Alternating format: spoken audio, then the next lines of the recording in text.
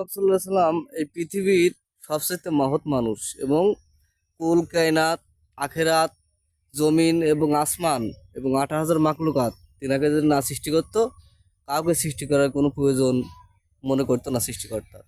তো তিনি পেটে পাথর বেঁধে দিনের দাওয়াত দিয়ে গেছে, আর আমরা তার শেষ নবীর উম্মত মোহাম্মদ সাল্লাল্লাহু সাল্লামের উম্মত। সেই উম্মতকে আজকে টাপার লোভে নবীনীত হয়ে গেছে।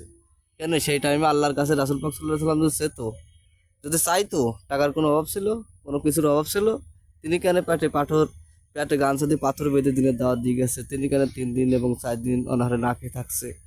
কি করতে কোনো দরকার ছিল না তো। আমার আপনার জন্য ঠিক আছে, কিন্তু আমি আপনি তিনার মহব্বত বাদে আমরা আজকে চলে গেছি টাকার মহব্বতে। তাহলে ইমান আমাদেরকে হালকা হয়েছে কিনা? শয়তান আবির্ভাবিত হয়েছে কিনা? আমরা, আপনি এবং আমি সকলের জ্ঞানের দিয়ে বিচার করে আমরা দেখি যে সদাই সত্যই আমরা শয়তানের আবির্ভাবিত হয়ে গেছি।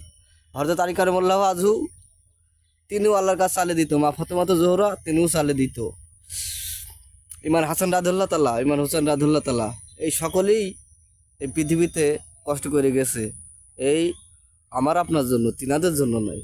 কিন্তু তিনাদের প্রেমে আমরা কষ্ট করছি না আজকে, হয় টাকার নাই নারী, এই দুইটা লোভে আমরা নবীনীত হয়ে গেছি। তাহলে আমরা অবশ্যই শয়তানের ভাবে ভাবিত হয়ে গেছি।